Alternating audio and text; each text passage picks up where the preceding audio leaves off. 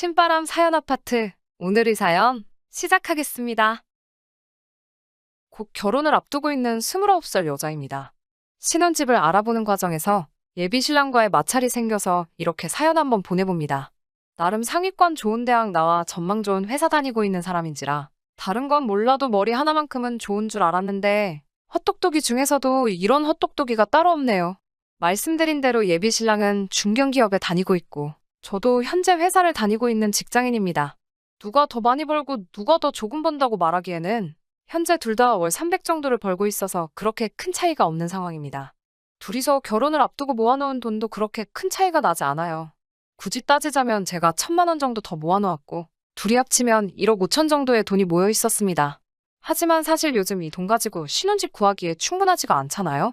그런데 예비 신랑의 아버님, 앞으로 시아버님 되실 분이시죠? 아무튼 예비 시아버님께서 올해 퇴직을 하게 되시게 되었다며 그 전에 결혼을 했으면 좋겠다고 하셔서 아직 결혼하기에는 자금이 많이 모자라다는 생각이 들지만 서둘러서 결혼을 진행하게 되었습니다. 자세한 부분에 대해서는 계속 조율해 나가며 맞추게 되었는데 결혼 이야기가 나온 초반 시점에는 양가 지원을 받지 않고 우리 힘으로만 하는 게 어떨까? 하는 이야기가 오고 갔어요. 그래서 조금이나마 아끼기 위해 결혼식 준비 과정에서 간략하게 생략할 수 있는 것들은 생략해서 진행하기로 했습니다. 당초에 예상했던 금액보다는 많은 비용을 절감할 수 있었고 신혼집을 제외하면 거의 모든 결혼 준비는 끝이 난 상태라고 봐도 무방했습니다. 당연히 인기 많은 지역의 신축 아파트에 관심이 가기도 했지만 당장의 상황도 고려해야 하니 신혼집은 욕심부리지 않고 형편에 맞게 구하려고 하고 있어요. 신혼집을 알아보는 중에 서울에 있는 단지가 작은 꼬마 아파트를 하나 소개받게 되었습니다.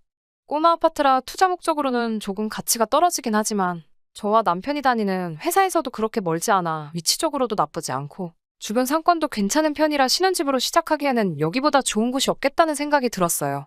처음에는 빌라나 서울 외곽에서 시작해도 문제 없을 거라고 생각했는데 저도 사람인지라 욕심이 생기더라고요. 신축 브랜드 아파트에 비해서 가격은 엄청 저렴한 편이었지만 저희가 모은 돈으로는 아직도 많이 부족한 편이어서 아쉽지만 다른 집을 알아보려고 했어요. 그러던 와중에 저희 돈을 합쳐서 모자란 2억을 예비 시아버지께서 지원해 주시기로 했습니다. 양가 지원 최소한으로 하기로 하고 알아보고 있었는데 예비 시댁에서 선뜻 지원을 해주겠다고 하니 부담도 되기는 했지만 감사한 마음이 더 컸어요. 결혼 비용을 간소화하는 부분에서 예단 예물 없이 진행하기로 했지만 저희 부모님이 사돈 쪽에서 집을 해주시는데 우리가 입을 싹 닫고 있으면 나중에 말이 나올 수도 있는 민감한 부분이라 하시며 현금에 단 2천만 원과 명품 몇 가지, 이불 몇 채 등등 해서 준비하기로 했습니다. 거기에 신혼집에 들어갈 혼수까지 저희 부모님께서도 전부 합쳐 7천 정도의 금액을 지원해주게 되었고요. 어머니께서 딸 하나 시집 보내는데 허리가 아주 휘시겠다며 농담식으로 너 시집 보내는데 돈을 이렇게나 썼으니 결혼하면 용돈은 잊지 말고 챙겨달라 한마디 하셨어요. 넉넉히는 아니지만 당장에 저희 부부가 둘이 합쳐 버는 돈이 적은 액수는 아니기 때문에 당연히 감사의 의미로 매달 챙겨드릴 생각은 가지고 있었습니다. 물론 양가 똑같이 챙겨드릴 계획이었어요. 예비 신랑에게도 저희 부모님이 이런저런 걸 지원해 주시기로 했다는 말을 하기에 앞서 양가 용돈 문제에 대해서 먼저 말을 꺼내게 되었습니다. 그런데 예비 신랑의 표정이 대번에 굳어버리면서 불쾌함을 숨기지 않더라고요. 그러고선 하는 말이 우리 부모님이 신혼집을 장만해 주신 거나 다름이 없는데 용돈을 똑같이 드리는 건 조금 아니지 않냐며 제 말은 끝까지 듣지도 않고 잘라버리더군요.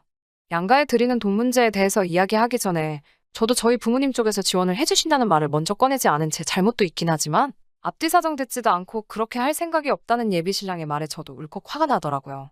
드릴 거면 같은 금액을 드리는 게 자식된 도리로 맞는 게 아니냐 따지기 시작했더니 예비 신랑이 그렇게 할 수 없는 이유에 대해서 설명을 해주더군요. 그런데 그 이유를 듣고 나니 어이가 없어 말조차 나오지가 않았어요. 알고 봤더니 예비 시아버지께서 신혼집 비용을 주시는 게 아니라 그 아파트를 구매하는데 있어 모자란 돈인 2억을 시아버지 이름으로 대출을 받기로 하셨다는 거예요. 거기까지도 그냥 그러려니 하고 넘어갈 수 있겠는데 문제는 아버님께서 퇴직을 하시게 되며 벌이가 없어졌기 때문에 저희가 매달 드리는 돈 가지고 대출금을 갚아야 한다는 말을 꺼내더군요. 시어머니께서 동네 마트에서 일을 하고 계시지만 제대로 된 수입이 없는 상태나 다름없으니 생활비를 꼭 줘야 한다. 그리고 그렇게 예비시댁에 대출금을 갚기 위한 생활비를 드리게 되면 우리 둘 생활비며 저금할 돈이 모자라게 되니 시댁에는 달에 250씩 드리고 친정에는 아무것도 줄 수 없다라는 말도 안 되는 이야기를 해왔어요. 저희가 용돈 겸 생활비로 드리는 돈이 사실은 대출금을 갚기 위한 돈이라는 뜻이지요. 그렇게 저희가 매달 드리는 돈으로 대출금을 갚아나간다면 사실상 우리가 갚는 거지 예비신랑 쪽에서 집을 해주는 게 아니잖아요. 대출을 시아버지 앞으로 받았다 뿐이지 원금의 이자까지 고스란히 우리 부담인 거니까요. 그건 말도 안 되는 소리라고. 그럴 바에야 요즘 신혼부부 대출이 잘 되어 있는데 차라리 우리 쪽에서 신혼부부 대출을 알아보는 게 맞지 않냐고 말을 했습니다. 제 말이 틀린 말이 아니니 예비신랑도 이해를 했는지 그러면 부모님하고 상의해보고 연락을 준다고 하고 헤어지게 되었습니다. 그러고 집에 돌아왔는데 참 많은 생각들이 오고 가네요. 여기서 제 고민은 시댁에서 이런 사고방식을 가지고 있다는 것고 예비신랑인 남자친구도 현실적인 문제에 대해서는 하나도 생각하지 않고 오로지 예비시 부모님 뜻에 무조건 따르고 있다는 것입니다. 사실 조금만 생각해보면 자기 부모님이 억지 부리고 있다는 게 뻔히 보이는 일인데 너무 쉽게만 생각하고 있는 게 아닌가 하는 느낌을 지울 수가 없어요. 이 결혼을 해야 하는 게 맞는 건지 하는 생각까지 들고 있습니다. 결혼식까지 얼마나 남았다고 이런 생각을 하고 있는 저도 너무 이기적인 게 아닌가 하는 생각마저 드네요. 사연 들으신 분들께 저에게 도움이 될 만한 좋은 조언 부탁드리겠습니다. 후기 보내드립니다. 예비시댁에서 지원해준다는 돈이 사실은 전액이 대출이었고 저희가 결혼하고부터 매달 생활비 명목으로 갚아드려야 한다는 사실을 알게 되고 저희 어머니한테 이걸 말해야 하나 말아야 하나 고민을 많이 했습니다. 예단으로 줄 이불 한번 보러 가자고 제 손을 잡아 끄는 저희 어머니를 보니 이 사실을 언제까지 숨길 수가 없겠다는 생각이 들었습니다. 그래서 지금 처한 상황을 자세하게 말씀드리니 저희 어머니도 그게 어느 나라 계산 방법이냐면서 말도 안 되는 일이라고 하시더라고요. 당장 파혼하라고 해도 모자랄 게 없는 상황에서도 저희 어머니는 사돈어른들이 그런 생각을 가지고 계시다면 차라리 혼수며 예단하기로 했던 돈 그리고 어머니도 대출을 조금 받아서 그 집값에 보태는 게 어떻겠냐고 제안을 해오셨어요. 그렇게 하기만 하면 예비 시아버님 이름으로 내야 할 대출금 이자도 대폭 줄어들게 되니 외벌이 하시는 예비 시어머니가 버는 돈으로도 충분히 감당 가능한 금액이지 않겠냐는 계산이 서더라고요. 그러면 양가 부모님들께 매달 몇백만 원씩 드릴 필요도 없고 그렇게 아낀 돈은 고스란히 저희의 미래를 위해 사용할 수 있으니까요. 거기에 그렇게만 한다면 예비 신랑이나 저나 신혼집이나 기타 결혼 비용에 대해서 거의 반반씩 부담하는 거나 마찬가지니 누가 집을 해줬네 뭘 해줬네 이런 문제로 양가에 매달 보내드리는 용돈 문제도 어디에 더 주고 어디에는 덜 주겠다 하는 말도 안 되는 일로 다툴 상황도 사라지고요. 현재로서는 이것보다 더 좋은 방법이 딱히 떠오르지 않았습니다. 이 사실이 저희 어머니 입장에서는 마음 상하는 일이 될 수도 있었을 텐데 끝까지 화 한 번 내지 않으시고 해결책까지 마련해 주시니 죄송하고 감사한 마음이 더 컸습니다. 저도 더 기다리지 않고 이렇게 하면 어떻겠냐는 말을 예비 신랑에게도 해줬습니다.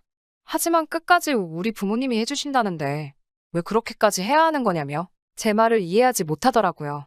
도무지 의견을 굽히지 않던 예비 신랑 때문에 전화로 서로 언성이 커지는 지경까지 이르게 되니 전화로 이럴 바에야 만나서 이야기하자는 말에 일단 전화를 끊었습니다.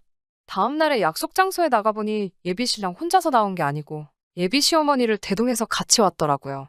예비 시모까지 끌고 나온 이유가 뭘까 싶었는데 아니나 다를까 예비 신랑은 대화에서 쏙 빠지고 저와 예비 시모 두 사람이서 대화를 나누게 되었습니다. 예비 시모는 시대가 아무리 바뀌었다지만 결혼할 때 집은 남자 쪽에서 해오는 게 맞지 않느냐는 그럴싸한 말로 대화를 시작하셨습니다.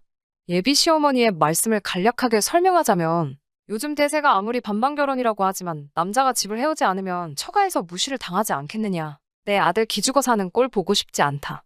자식 지켜주고 싶은 게 부모 마음 아니겠냐. 뭐 이런 말씀을 하시면서요. 그러니 그럴 바에 이자가 훨씬 저렴한 신혼부부 대출을 받겠다. 이런 식의 지원을 해주지 않으셔도 처음부터 저희는 양가 부모님들께 섭섭치 않게 용돈이 되었는 뭐가 되었든 효도를 할 계획이었다. 이런 식으로 설득을 계속 해보았지만 예비 시어머니의 입장은 단호하셨고 제 말을 들으실 생각도 없어 보였어요. 솔직히 제 말을 들을 생각이 없으시다기보다 집을 무기로 친정부모님께 드리는 용돈까지도 전부 본인들이 챙기겠다는 계획을 바꾸고 싶어 하지 않아 보였어요.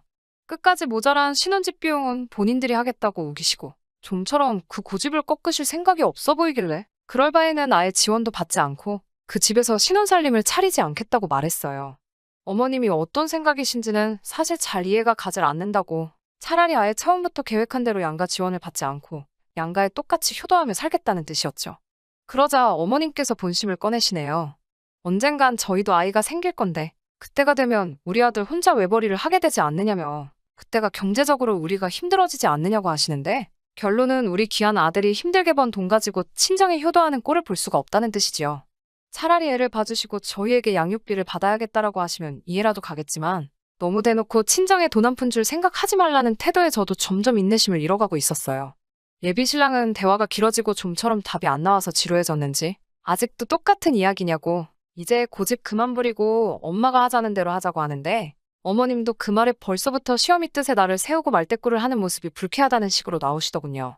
이번 일을 계기로 예비 신랑이 헛똑똑이에다가 부모 말에 거역 못하는 못 믿어온 남편감이라는 사실을 알게 되었지만 그래도 끝까지 이 결혼 어떻게든 끝까지 진행해 보려고 했습니다. 하지만 도무지 의견을 굽히시지 않는 예비 시모와 남편의 태도에 더는 할 이야기도 없었어요. 결혼하고 싶은 마음이 싹 사라지더라고요. 그저 시댁에서 집을 해주니 감사한 마음으로 앞으로 시댁에 효도하라는 것이 당초 어느 나라 계산법인지 정말 이해도 가지 않았습니다. 이런 이야기 들을 줄 알았으면 저도 우리 엄마랑 같이 동행해서 올 거라는 생각마저 들었어요. 예비 며느리가 설마 시부모 뜻에 거역을 하겠냐 이 생각으로 오신 거나 다름없었으니까요. 저도 저희 어머니와 같이 왔다면 제가 하고 싶은 말 더 시원하게 한마디 퍼부어 주실 수 있으셨을 텐데 말이에요. 더 이상 이러고 있어봤자 제 입만 아프고 아무것도 바뀌지 않을 것 같아. 이 결혼에 대해서는 좀 더 생각해봐야겠다 말씀드리고 집에 돌아오자마자 예비 신랑에게는 결혼 관련해서 예약한 것들을 전부 취소하라고 했습니다. 발생하는 위약금은 제가 반을 부담하겠다고 했고요. 10월드 입장권을 그 어떤 기록도 남기지 않고 환불하게 되었으니 그 비용치고는 싸게 들었다는 생각이 드네요. 결과적으로는 제가 이득인 셈이라 치고 결혼하고도 자기 부모님에게만 효도하고 싶어하는 기특한 예비 신랑은 아들 걱정 때문에 잠도 못 주무실 것 같은 예비 시부모님 품으로 돌려드렸습니다. 예비 신랑에게서 연락이 몇 번 왔었어요. 아직도 문제에 대한 본질은 파악 못하고 시댁에 드리는 돈은 그대로 하고 친정에도 얼마씩 주자고 하는 말에 너는 대체 머리가 얼마나 나쁜 거냐고 헛똑똑이 빡대가리인 거 들켜서 조만간 잘릴 수도 있으니 회사에서 줄이라도 잘 서고 있으라는 진심이 가득 담긴 충고를 해주고 전화를 끊어버렸습니다. 결혼은 두 사람이 만나 두 가족이 한 가족이 되는 것이라 생각합니다. 누가 누구에게 진짜로 무얼 더 해줬고 아니고 간에 어느 한쪽에만 치우치는 건 말도 안 되는 일이라고 생각해요.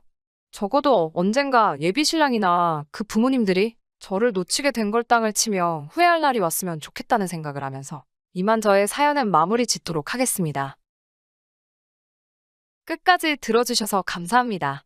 오늘의 사연은 여기까지입니다. 구독과 좋아요, 알람 설정 부탁드리고 더 좋은 사연으로 다시 찾아뵙겠습니다. 감사합니다.